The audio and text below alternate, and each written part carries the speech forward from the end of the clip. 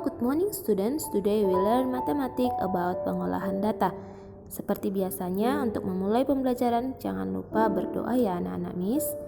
Data adalah informasi yang diperoleh dari suatu pengamatan, wawancara, penelitian yang dikumpulkan dalam bentuk angka atau lambang. Berikut ini adalah contoh penyajian data. Kalian boleh perhatikan, siswa kelas 6B sedang melaksanakan ulangan matematika. Dari 24 siswa diperoleh hasil ulangan setiap siswa sebagai berikut. Kalian boleh perhatikan, data tersebut berupa data acak. Oleh karena itu, kita harus mengurutkan data yang terkecil sampai dengan data yang terbesar. Nah, jika kita urutkan dari data yang terkecil sampai yang terbesar, maka hasilnya akan seperti berikut ini. Kemudian dari data yang sudah kita urutkan mulai dari yang terkecil sampai yang terbesar ini dapat kita sajikan dalam bentuk tabel seperti berikut ini. Berdasarkan tabel tersebut dapat kita simpulkan bahwa siswa yang mendapat nilai 6 berjumlah 7 orang, siswa yang mendapat nilai 7 berjumlah 4 orang, siswa yang mendapat nilai 8 berjumlah 8 orang, siswa yang mendapat nilai 9 berjumlah 5 orang, dan jumlah siswa yang mengikuti tes matematika ada 24 orang. Kemudian kita akan lanjutkan pengolahan data tersebut dengan penyajian data dalam bentuk diagram.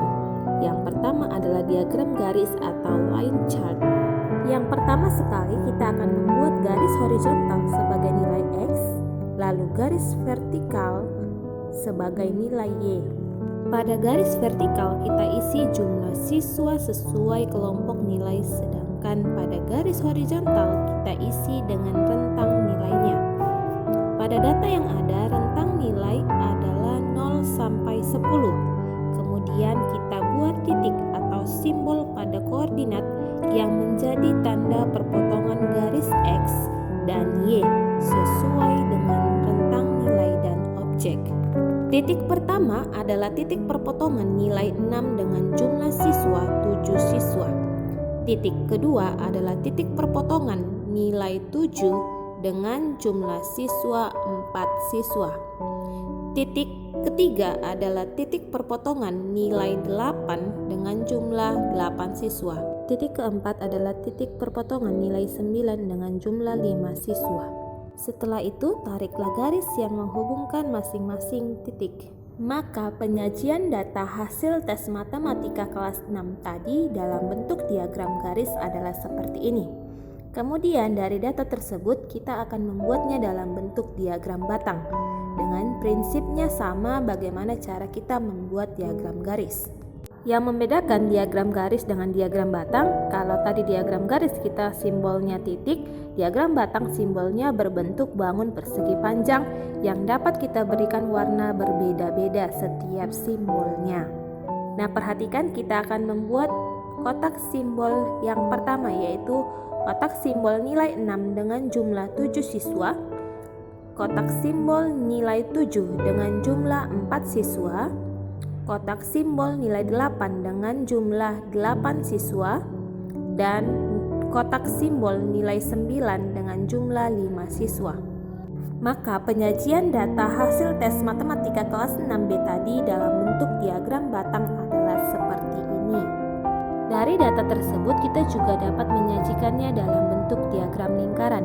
Yang membedakan diagram lingkaran dengan diagram lainnya yaitu kita harus mencari persentase besar sudut dari setiap data yang ada. Yang pertama yaitu nilai 6 sama dengan 7/24 dikali 360 derajat sama dengan 105 derajat. Nah, perhatikan ya anak-anak, di sini ada angka 7. 7 ini merupakan jumlah siswa yang mendapat nilai 6. Sedangkan angka 24 /adalah total seluruh siswa yang mengikuti tes matematika. Selanjutnya kita akan mencari nilai 7 sama dengan 4/24 kali 360 derajat sama dengan 60 derajat. Kemudian nilai 8 yaitu 8/24 dikali 360 derajat sama dengan 120 derajat. Lalu nilai 9 sama dengan 5/24 dikali 360 derajat sama dengan 75 derajat. Kemudian kita dapat membuat lingkaran dengan menggunakan menggunakan jangka, atau kalian bisa menggunakan benda-benda yang berbentuk lingkaran dan menggunakan busur untuk menentukan besar sudut sesuai data yang ada.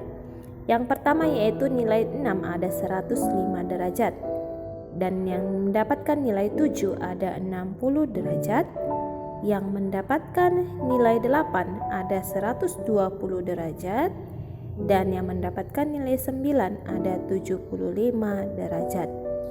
Maka penyajian data hasil tes matematika kelas 6B dalam bentuk diagram lingkaran adalah seperti ini. Sampai di sini paham ya anak-anak Miss? Oke, selanjutnya dalam pengolahan data kita akan mencari modus, median, dan rata-rata. Modus merupakan nilai yang paling sering muncul di dalam data tersebut. Perhatikan, bila dilihat dari data nilai matematika siswa kelas 6B tadi, maka nilai yang paling sering muncul yaitu 8. Alasannya adalah ada 8 siswa yang mendapat nilai 8 atau siswa yang mendapatkan nilai 8 lebih banyak dibandingkan dengan nilai lainnya. Maka modus dari data tersebut adalah 8. Selanjutnya kita akan mencari median dari data yang sama. Median yaitu nilai tengah, diperoleh dengan cara mengurutkan nilai-nilai yang ada dari yang terkecil hingga terbesar. Nah, berikut ini datanya sudah kita urutkan dari yang terkecil sampai yang terbesar. Setelah kita urutkan dari yang terkecil sampai terbesar, maka kita akan lebih mudah untuk menentukan mediannya.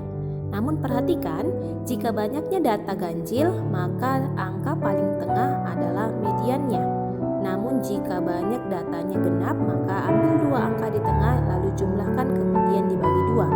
Pada contoh data ini banyaknya data adalah genap yaitu 24. Maka kita ambil 2 angka di tengahnya, jumlahkan kemudian bagi 2. 2 angka di tengah pada data ini adalah 8 dan 8. Maka 8 ditambah 8 16 dibagi 2 yaitu 8. Maka median pada data hasil tes matematika kelas 6B adalah 8. Yang terakhir kita akan mencari rata-rata dari data tersebut.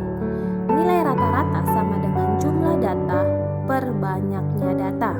Dari data tersebut dapat kita buat ke dalam tabel berikut ini. Perhatikan dalam tabel berikut ini ada yang namanya frekuensi. Frekuensi menunjukkan banyaknya data, sedangkan N kali F atau nilai kali frekuensi merupakan jumlah data.